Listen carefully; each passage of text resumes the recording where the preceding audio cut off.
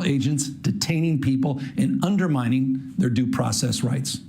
Donald Trump, without consulting California law enforcement leaders, commandeered 2,000 of our state's National Guard members to deploy on our streets, illegally and for no reason.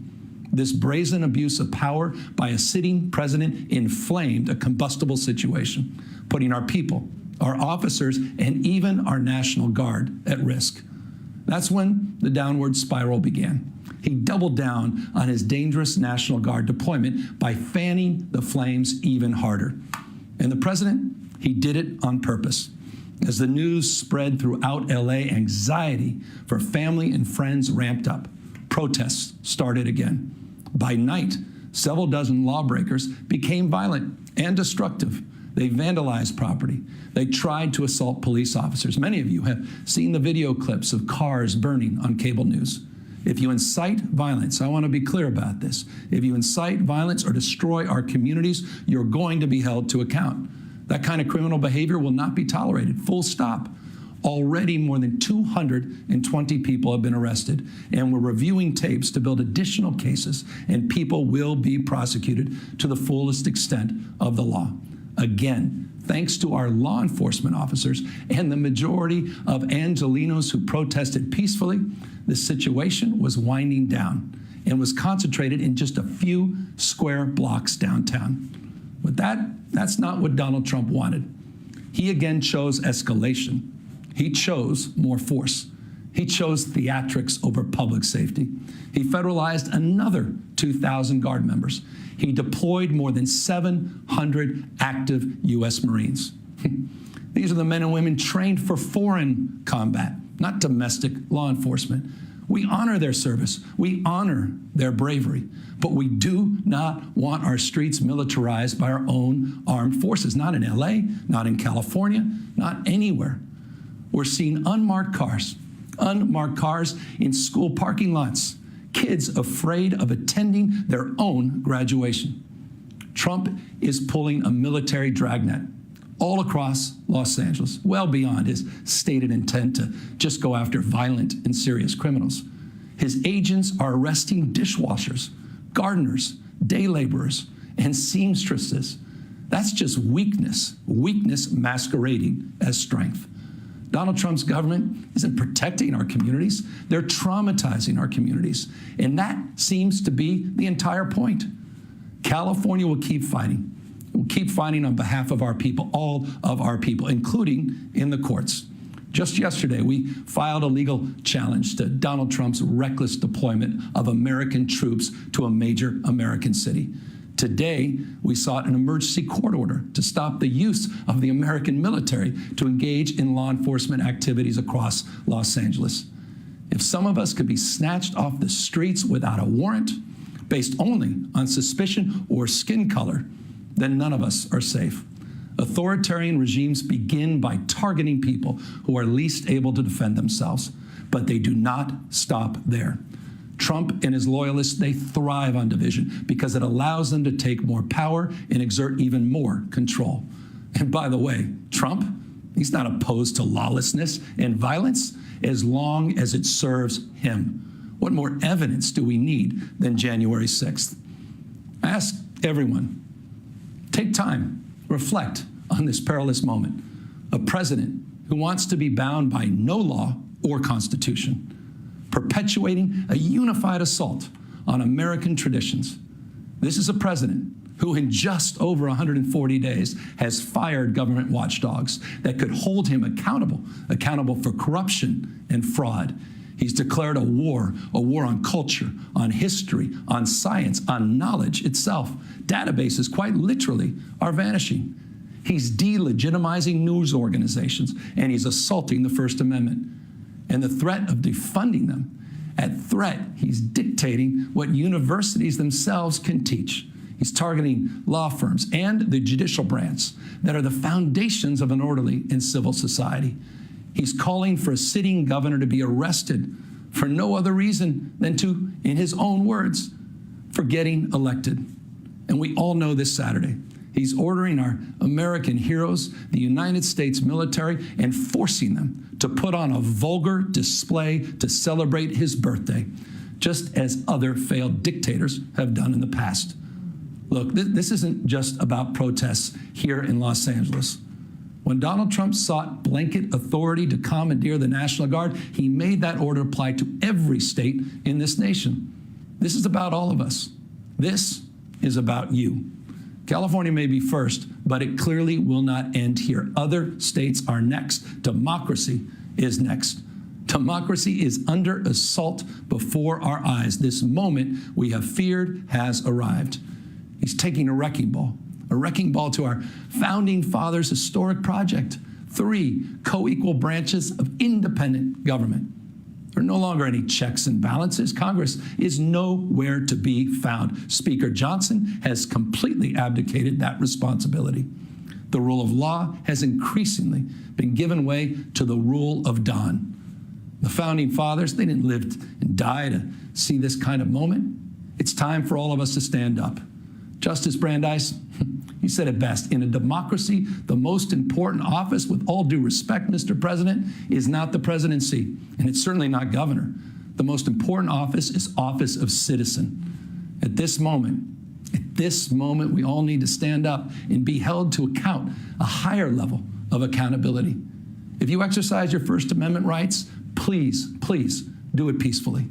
I know many of you are feeling deep anxiety, stress, and fear, but I want you to know that you are the antidote to that fear and that anxiety. What Donald Trump wants most is your fealty, your silence to be complicit in this moment. Do not give in to him. Listening to President Newsom, we had heard earlier today he'd be delivering this address at 6:30. Obviously, there were some audio issues on his part. He started it again, but a powerful address saying the president has chosen theatrics over public safety here in Los Angeles. He spoke about authoritarian regimes begin by targeting those least able to defend themselves, and he spoke about the president not wanting to be bound by law or our Constitution. That's right. And he also spoke of anybody who incites this violence will not be tolerated. It will not be tolerated, and spoke of the amount of people that have already been arrested. 400 people already arrested. Want to bring in our Conan Nolan. Conan, you heard the governor speaking of this. Let's talk about the optics here. He's clearly talking about the National Guard being here, the Marines, and what that's causing, the domino effect it's causing. Right, and extraordinary remarks, and we've been hearing it over the past 48, 72 hours, but I don't think we've ever seen anything quite like this. The governor's point is that what is happening on the streets of Los Angeles and the immigration raids that we saw in Paramount as well as in downtown Los Angeles in the Garment District, that they are a pretext for a much greater moment. And that is, according to the governor, what he just said and what he, to a certain degree, told Jacob Soboroff of NBC News earlier, is that this is about the president achieving as much and coalescing as much political power as he possibly can at the expense of other institutions that were established well over 200 years ago by the founders of the Republic to check the power of any individual agency or political figure. Conan, we spoke about this a little bit yesterday, and that's this effort to really target California. We heard Mayor Bass saying she felt as though the president was really zeroing in on California and sort of launching this attack here. And certainly the governor pointing that out as well. Watch out, the rest of the states. We're first, but you will be next. Right, and one wonders why he chose Los Angeles over any other city. There are plenty of other cities that have undocumented immigrants working in places like the Garment District. But yeah, there is the belief. Nanette Berrigan, a member of Congress, represents San Pedro and Long Beach, as one of the members of the Democratic delegation to the House of Representatives today, said she believes that this is a precursor to the president declaring martial law because of the language that is being used, an invasion, a rebellion. Those are the kind of words that constitutionally could give the president authority over bringing the institutions of the military into the civilian neighborhoods of a place like Los Angeles.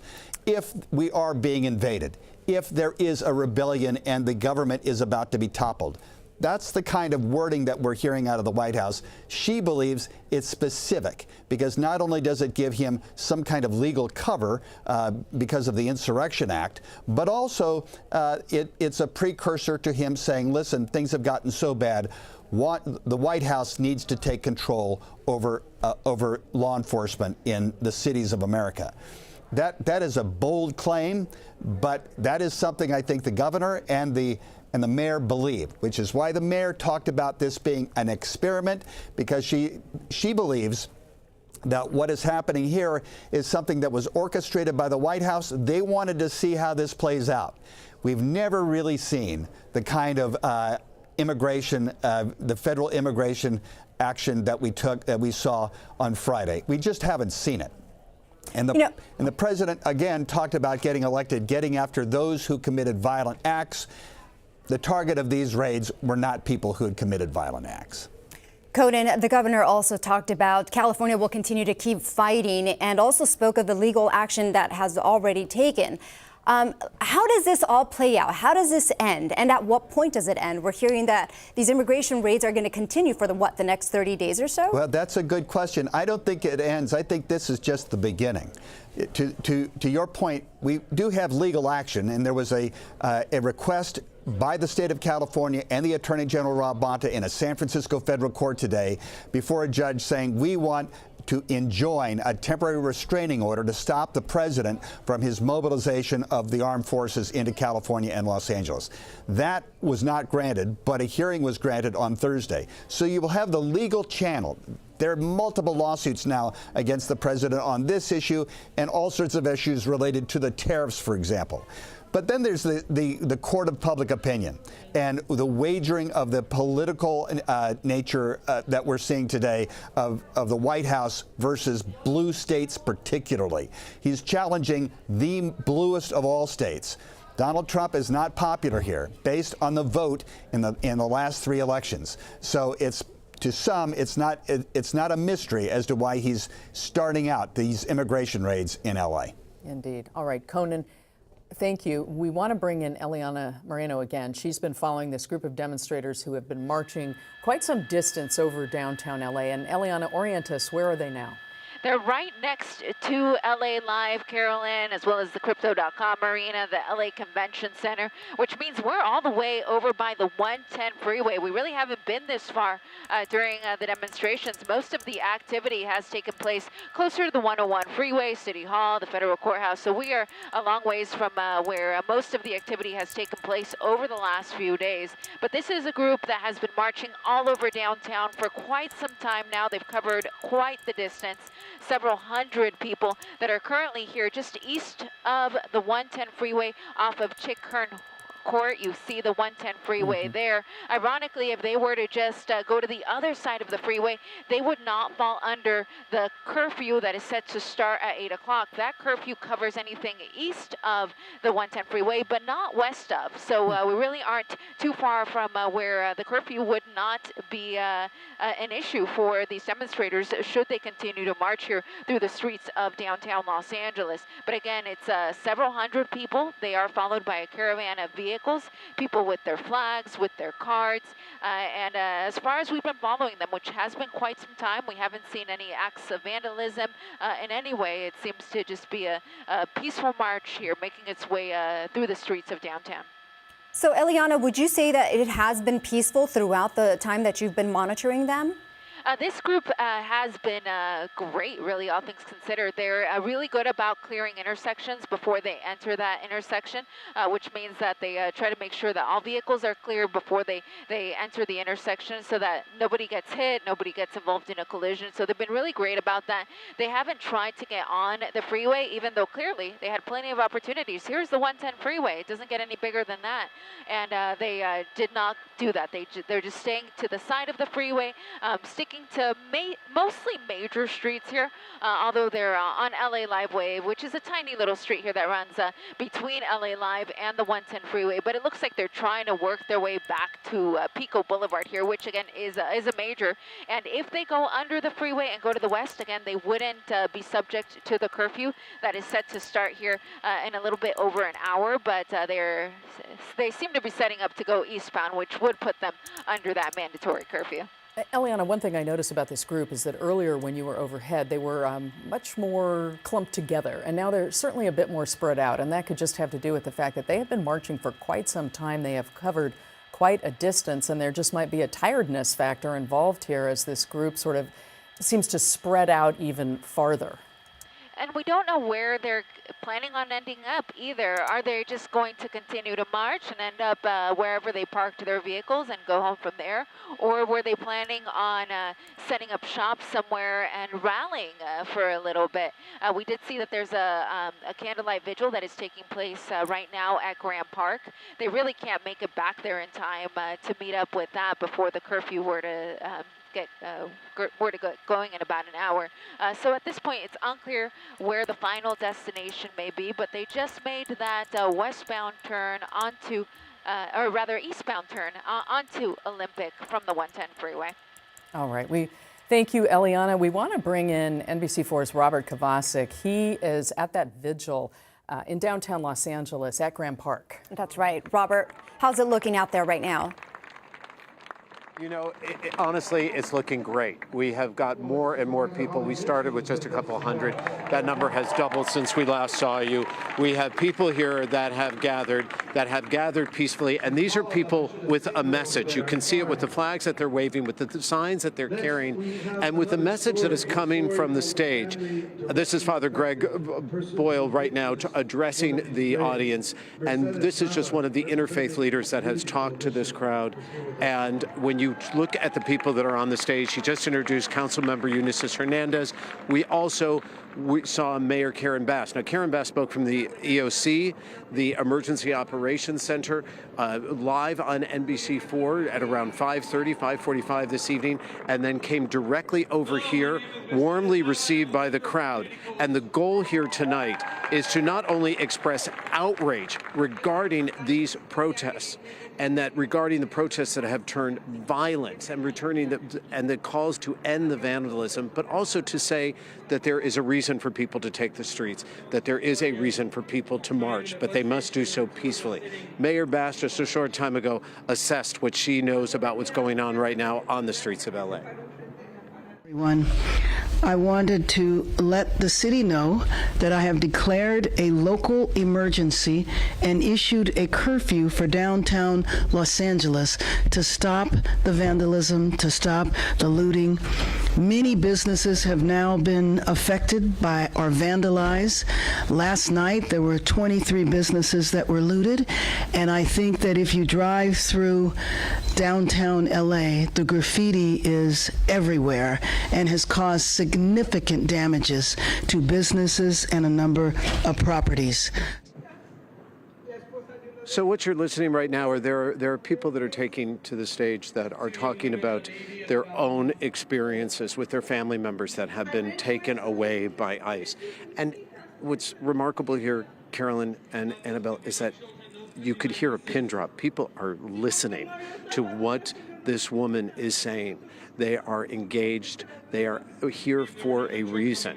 They are here for a purpose. This is not a purpose to cause trouble. This is purpose. They want to make a difference. They are outraged by what happened with the ICE raids, and they want to see a change. So when you have all of these people here, and more have gathered, yes, they are very much aware that there is a curfew in place that comes at 8 o'clock tonight, and they have promised to make sure that they will be leaving there. Father Boyle. Father Boyle. So we were just. How are you, sir? Good. As you continue to listen to Father Boyle, would you have a second to talk to us live on NBC4? We know that you're busy. To have you here today, sorry, sir, to have you here today, the message that you want to deliver. Well, we certainly want to stand with the immigrant community here in Los Angeles and to speak against the raids.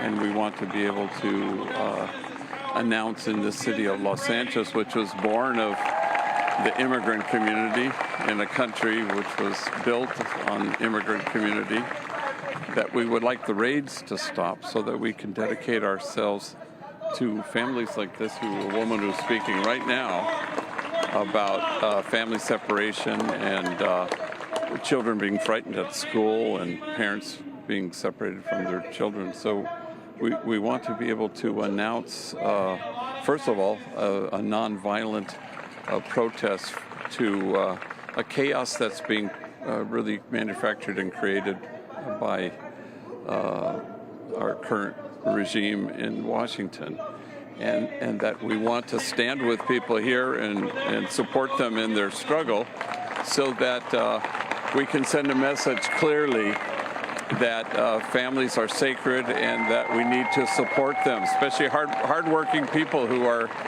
just carrying on many jobs and are trying to feed their kids and pay their rent. Father Greg Boyle, before we let you go, do you believe this curfew will make a difference in trying to settle the unrest right now? Yeah, I was just found out about the curfew right now, so I suppose it will. I mean, you know, it's a manufactured chaos that's not a real one, and so. And I can't reflect you know, who knows? Thank you for being here, sir. It's good to see you. And we're going to let you go, and we're going to let this crowd listen to the speakers that are taking the stage right now. Again, calling for action, but action done peacefully. I'm Robert Kubasek. Let's go back to you. All right, Robert, thank you for that. We want to bring Eliana Moreno in once again. She is live over downtown LA, and the crowd, which certainly seems to be a bit broken up now. Eliana. Yeah, a little bit broken up, but still several hundred strong here, making a northbound turn onto Flower Street from Olympic. They had worked their way all the way to the Crypto.com arena, LA Live area, and now are headed north onto Flower. Now, what we don't know is where the final destination is for these folks. They've been walking for quite some time, so I can only imagine that they'd be pretty tired by now. We've been following them for a couple of hours. It's a group that we first picked up at Main and 4th. They walked all the way to the federal courthouse from there before U-turning and continuing their march through the streets of downtown Los Angeles. They really haven't been stationary at any point during their march, but they've been relatively good, all things considered. They are going the wrong way right now on this street, but for the most part, they've been really good about clearing intersections. That way nobody gets run over. They are being trailed by several vehicles that are part of a caravan that are trailing these cars from behind. But what we don't see trailing this group are any law enforcement personnel. The entire time that this group has been walking, they have had a police helicopter overhead that has been keeping tabs on them, and that observer in the helicopter is ready to notify law enforcement personnel if they feel like they need to bring some cruisers over here. But at this point, it hasn't been necessary. This group has been marching here for hours and for miles and continues to do so here northbound on Flower from Olympic. Eliana, thank you. The news at 7 starts right now. Trump is pulling a military dragnet. Right now at 7, democracy at a crossroads. That is the message from Governor Newsom tonight as he squares up against President Trump in a live address to our state and beyond. The governor promising California will continue to fight for its people. Meanwhile, local leaders scrambling to get a handle of the protests. Mayor Karen Bass declaring a local state of emergency and putting in place a curfew. The news at 7 starts now. You're watching NBC4 News at 7 with breaking news. Governor Newsom not mincing words tonight, taking on the federal government and President Trump. Good evening once again, everyone. I'm Carolyn Johnson. Colleen is off. And I'm Annabelle Sedano. The governor delivering his address just as Mayor Karen Bass announces a curfew will be in place for parts of downtown LA. And we want to give you a live look at downtown right now. Eliana Moreno overhead in News Chopper 4 for us. Following that group of demonstrators who have been marching around the downtown area for some time now. Eliana.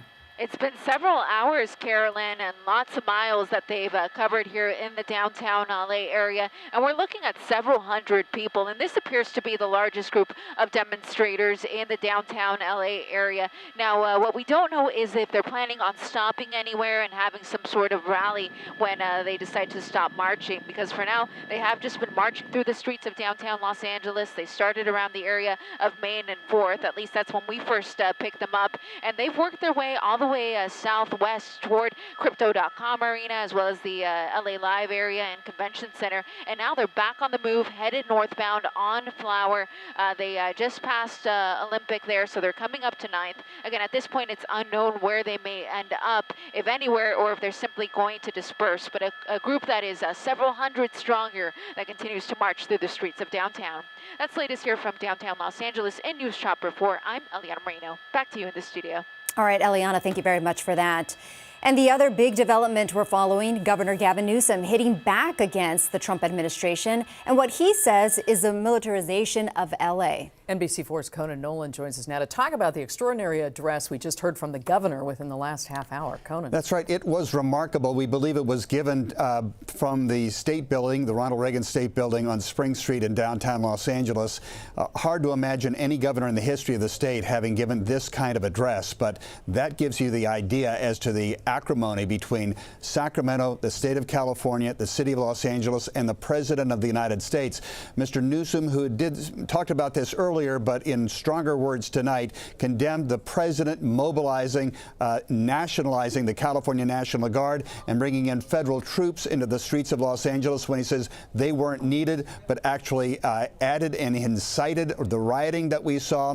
The governor also condemning the actions of immigration and customs enforcement on their raid, not just in Paramount in Los Angeles County, but also in the Garment District in downtown Los Angeles on Friday.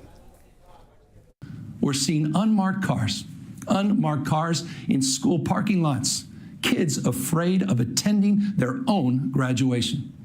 Trump is pulling a military dragnet all across Los Angeles, well beyond his stated intent to just go after violent and serious criminals.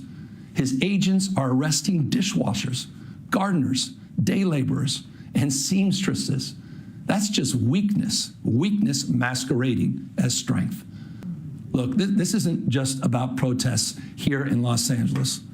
When Donald Trump sought blanket authority to commandeer the National Guard, he made that order apply to every state in this nation. This is about all of us. This is about you. California may be first, but it clearly will not end here. Other states are next. Democracy is next.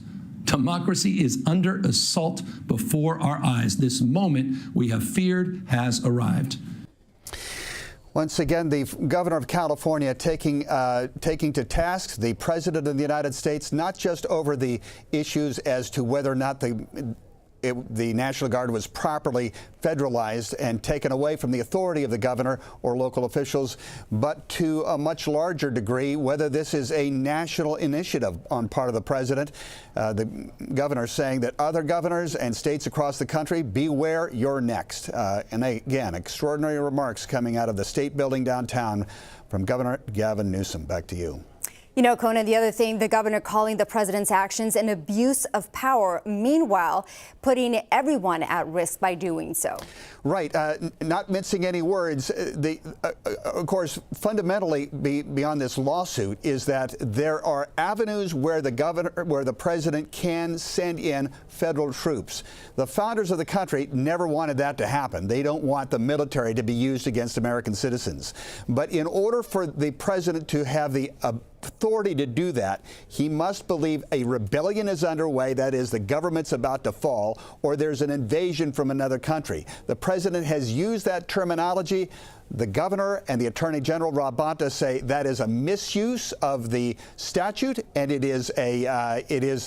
the president was looking for an excuse to exceed his authority and gain control over local law enforcement, not just in L.A., but across the country. That is something that the judges and the judicial branch of the three branches of government will now have to decide. Yeah, and that first court hearing is coming up on Thursday to address at least some of this. Conan, thank you so much.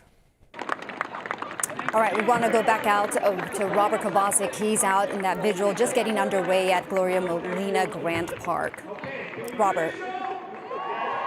And as you can see here behind me, and you can hear here behind me, this is actually a meeting of hundreds and hundreds of people who have come here to Gloria Molina Grant Park to listen to a message. The message that was just made live on NBC4 by Father Greg Boyle was basically what happened with the ICE raids is unconscionable, in his words, that it was wrong, that it was something that was drummed up from across the country and caused chaos on the streets of Los Angeles. And as Father Greg Boyle, who said that they have come here to the people here saying they understand the anger, they understand the distress, they understand the people's concerns, but they also are basically saying the only way to make change is not to do it in a violent way, is not to vandalize the streets of LA. Take the message to the streets of LA, do so peacefully. And he said, and the message here today, whether it was from Mayor Karen Bass or other interfaith leaders, was that change can happen, but we are stronger in numbers when we get together and we do it peacefully. And these people, Carol and Annabelle, they're really listening. We've actually been told to try and keep it down because they want to hear what's going on in the stage right now. It's been going on for about an hour. More and more people are coming here. We see the signs that are signs asking for change. There, we see everything is done right here in a respectful way. We see a cross-section of people from across Los Angeles, that people have come from different parts of LA, people that have seen what has gone on, that do want to make change and want to make change in a positive way. And so now we are looking at our closing prayer. It is after 7 o'clock. You are looking at, I would say, close to, if not well over 1,000 people spread across this park. And they have told them, we've got to get you home. There is a curfew at 8 o'clock, and we want to make sure we get you home because that's the first step into making sure that we can move forward in making change and making change without causing trouble. I'm Robert Kovacic. Let's go back to you. All right, Robert, thank you. Mayor Karen Bass and LAPD Chief McDonnell spoke of their efforts to get a handle on the violence that's broken out over the last 4 nights. That's right. A curfew is now in effect tonight for 1 square mile of downtown LA. NBC4's Karma Dickerson has more details. Karma. Yes, Monday was a game changer for the city when it comes to how they're approaching this protest. What had been protests and, yes, some violence, some skirmishes and some vandalism devolved into flat-out theft last night as rioters ransacked some downtown businesses. Now curfew's in effect. The mayor just announcing that about an hour ago. Here's the area we're talking about. It's the area of downtown bordered by the major freeways. We're talking about the 110, the 10, and the 5 freeway. It's about a 1 mile area, and only residents, people who live here, will be allowed in that area after 8 o'clock. This comes after thieves hit more than 23 downtown businesses last night, according to the mayor. The head of the historic core business improvement district told us the businesses range from a sushi bar to big box stores like Apple and Adidas and small businesses. Many businesses in the Jewelry District were actually closed down today in fear of more looting. Businesses were boarding up as we moved out of that area. The estimated damage and losses is in the millions, and that's just from the thefts. The city hasn't yet priced out the graffiti cleanup. Here's the mayor. Clearly, after the violence that took place last night, 23 businesses looted, and just the extensive, widespread nature of the vandalism, we reached a tipping point and declared a state of emergency and called for the curfew. And that includes Los Angeles police officers and trying to bolster the officers that will be stationed downtown, because downtown is where the crisis is right now. Now, arrests have increased exponentially since the beginning of the arrests over the last 5 days. Last night, the police arrested 15 people for looting. Today, they were arrested an additional 200 people, including 67 who were out on the 101 freeway and 130 who were on a frontage road right alongside that. So police wanted to make really clear that they've been able to activate additional resources. They've been able to ramp up their staffing and put people in place, and they are arresting anyone who is violating the law, including this new curfew. So starting today, that curfew is going to be in effect starting 8 o'clock tonight, and it's going to go until 6 in the morning until further notice. The mayor says she's expecting it to last at least several days. Reporting live from downtown, Karma Dickerson, NBC4 News. Karma, thank you. And our team coverage on the protest continues now in Long Beach. That's where Darsha Phillips is live reporting from a rally against the ICE raids. Darsha. Yeah, we have hundreds of demonstrators here in Long Beach. They started at Long Beach City Hall. They've walked about a half a mile over to the U.S. Customs and Border Patrol office, and now they are demonstrating here. They've kind of stopped at the intersection, and they've been somewhat blocking traffic, but it's definitely still moving through it here. And like I said, we have hundreds of demonstrators. They've been out here since about 5 o'clock today. Now, I've spoken to some of them here in the crowd, and they say they are here because they want these ICE raids to stop, and they want to know that their neighbors, friends, families are being protected. The crowd has, again, been out here for a couple of hours now, and everything has been peaceful for the most part. This rally was organized by a group called Indivisible, and a core principle behind the organization is a commitment to nonviolent action. According to the group's website, organizers expect all participants to seek to de-escalate any potential confrontation. And we have seen that here. It's very loud out here, but very peaceful for the past couple of hours. Those who are demonstrating say they feel it is more important than ever to stand up and let their voices be heard. I'm coming here for the people that can't. I'm coming here for people who are scared in their houses because they got intimidation tactics with the choppers in our neighborhoods. And I'm coming here because these are our streets, these are our families, these are our neighbors, and we protect each other. And we show up for one another, especially when other people can't. Back here live, here's another look at the crowd. Again, several hundred people here marching through the streets of Long Beach. This started at the city of Long Beach. They marched for about a half a mile to the U.S. Customs and Border Protection, and they are demonstrating here right now. Now, we are told that they will be here till about 8 p.m. And again, this protest has been largely peaceful. Reporting live from Long Beach, I'm Darsha Phillips. We'll send it back to you guys. All right, Darsha, thank you very much for that. We will, of course, continue to monitor that. Stay with NBC4 throughout the day for the ongoing protests. We have continued coverage with a special section dedicated to immigration right now on our website, NBCLA.com, or the NBCLA app. We'll be right back.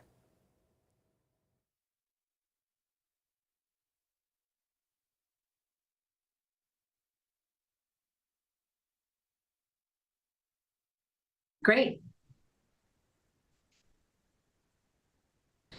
Testing, 1, 2, 3.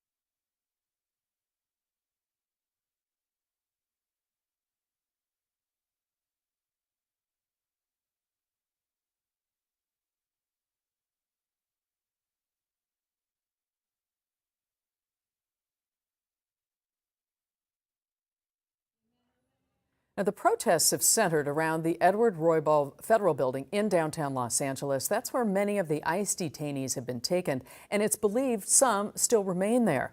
Members of Congress have tried to go inside that building in order to view the conditions in which those detainees are being held. So far, though, no one has been allowed inside. San Fernando Congresswoman Luz Rivas is one of those who tried to get inside. She says she was denied by agents. She sent a letter to the acting head of ICE demanding answers, and here's part of that letter.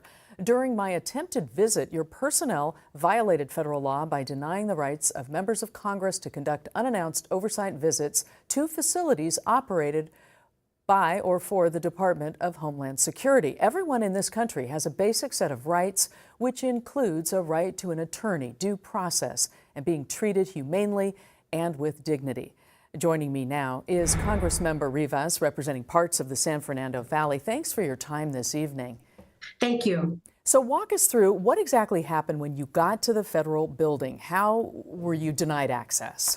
So I joined Congressman Jimmy Gomez, Congresswoman Norma Torres, and Congressman Lou Correa. So there was a total of 4 members of Congress at 8:30 in the morning on Saturday after the Friday raids to request entrance into the Roy Ball Federal Building to do an inspection and conduct an oversight visit. A key role of our duties as Congress members is to conduct oversight of this administration and its actions. And when we requested to enter the facility, we were denied by the ICE staff there. They claimed we had to come back during business hours the following week. But that is not true. A federal law gives authority to members of Congress to show up at any time and to inspect the facilities and conduct these visits. And we were denied. The staff broke the law. So the staff broke the law then. You sent a copy of your letter to DH Secretary Kristi Noem as well. You gave them 24 hours to respond. Have you received any response yet? And did any members of Congress go back on Monday or today and attempt to make entrance once again? So first, I have not heard back from ICE in response to my letter. As you mentioned, I requested a response within 24 hours, and I have not received anything. We need answers and accountability from the administration. That is our duty as elected members of Congress. I know that Congressman Jimmy Gomez tried to revisit the facility earlier this week, but again was not allowed in. So what are your next steps at this point? Where do you go from here? I mean, assuming you're not going to hear a response to the letter, what can you do going forward? We will continue to push via, letters, committees. We will revisit the facility, and we expect to be entered. We've been in touch with the Congressional liaison for the Roy Ball facility. I requested an appointment. Even though I don't need one, I should be able to go in at any time as a member of Congress. So we will continue pushing until they let us in and allow us to perform our duties. It's the law. It's not up to them. This is the law. All right, Representative Luz Rivas, thank you again for your time this evening. We appreciate it. Thank you. All right, now to Orange County. That's where leaders there say immigration officials appear to have targeted day laborers in raids in Santa Ana. And now we're hearing for the first time from one of the men who was detained yesterday. NBC4's Hetty Chang shares his story. They tell us their search for work starts before the sun comes up. They are the group of day laborers who stand in front of the Home Depot on MacArthur Boulevard in Santa Ana. But now there are fewer in this group after several men were detained in immigration raids across Orange County Monday morning. Estaba acá en la Home Depot, pero a ver eso yo me retiré hacia la Harbor. This man, who does not want to be identified, fearing for his safety, tells us he was detained. Miedo porque primera vez. The 50-year-old day laborer from Peru says when he saw immigration agents, he felt fearful because he says it was the first time he personally saw police acting very aggressively in this country. Vi a unos compañeros que tenían su auto. He says the agents pointed guns like they were about to rob them. The man tells us he was released because he was able to show the agents his documents. He says proves he's in the U.S. as an asylum seeker. Me estaban extorsionando. The man says he was a business owner who was getting extorted by Venezuelan gangs in Peru and tells us he came to this country to save his life. His friend Edmund Perez, who is also a day laborer, says some continue to wait here at the Home Depot despite the raids. Perez says they have no choice. They have to work. We came here to see how it looks. What's the United States? What's the freedom? What's the American dream? But now it doesn't look like it. Hetty Chang, NBC4 News. We did see a warm up in temperatures today. It was nice. It was very nice. Our meteorologist Stephanie Olmo is here for your check on your first alert forecast. Temperatures warmed up into the 80s, a couple of 90s across the area. So I have the high temperatures and what we recorded earlier this afternoon, where in San Bernardino, you warmed up to 93. It got to 92 in Riverside, low 90s in other spots there in Ontario. Look at Hemet, you warmed up to 97. Triple digit heat in spots like Victorville and Lancaster. You actually saw a high temperature of 104. Over in Van Nuys, 87 degrees. As we go over right now and check out San Pedro, nice. Mostly sunny, a little bit of a haze, however, but we've actually had, at times, we've had the clouds cover the coastal communities. Not so much the case today, just a little bit of a haze as we continue. But this evening for LA, around 8 p.m., we're still looking at mostly clear skies. Temperatures around that time in the mid-60s, 65 around 9. Around 10 p.m., temperatures at 64. The sun will be setting just past 8 o'clock here tonight. Going over the futurecast, and we put this into play. We head into overnight tonight. Tomorrow morning, we stop it where some of us will be waking up to a little bit of that patchy fog around the inland spots, so low clouds and fog to start up the day. And then as we continue here, as we continue throughout the afternoon hours, we still have some high clouds rolling through the area. So mostly sunny skies across the area, not too bad. And sort of a repeat as we head into late Wednesday night, going into early Thursday, where we start up with the June gloom. Morning clouds and fog around the coast, the basin, the valleys, the Inland Empire, for example, and then that's going to be clearing for some sunshine, just a few patches of high clouds streaming right across the area. But high temperatures for tomorrow will be once again in the 90s around the Inland Empire, 95 in San Bernardino, Lake Elsinore, 91 for you in Riverside. We'll be at 87 in Van Nuys, 91 in Santa Clarita, 80 degrees in Thousand Oaks, upper 60s along the coast around Oxnard at 68 degrees for tomorrow afternoon. Air quality. I know it hasn't been the best. Temperatures warming up further inland, as you see, the oranges and the reds, an indication of air quality remaining poor, unhealthy for the sensitive groups. That's the orange that you see, unhealthy for some spots, including areas just north of Riverside. That's the red that you see right near Big Bear, for example. So we will continue to monitor the air quality as we head into the next couple of days. It's not looking too good, especially in areas further inland. High pressure system has been the story as we continue into the next several days. We head into the weekend. We do have this a little trough of low pressure there across the Pacific Northwest. We're not expected to see any precipitation. That's well up to the north. For us, we'll just have the pattern, the June gloom pattern in the mornings, some afternoon sun. Temperatures eventually warming as we check out the 7-day forecast for the basin. Temperatures in the low 80s. Eventually by Father's Day on Sunday, we'll be warming up to 85. For the valleys, temperatures at 87, 90s for the Inland Empire. And then eventually, as we head into Sunday, temperatures will be warming into the low 90s for the valleys, mid 90s for the IE. High desert, mostly sunny skies, temperatures in the upper 90s, scaling it back a little bit as we head into Thursday and Friday. Triple digit heat for the low desert. And lastly, for the mountains, plenty of sun, temperatures in the upper 70s as we continue into the next several days. That was your forecast. We'll be right back after this break.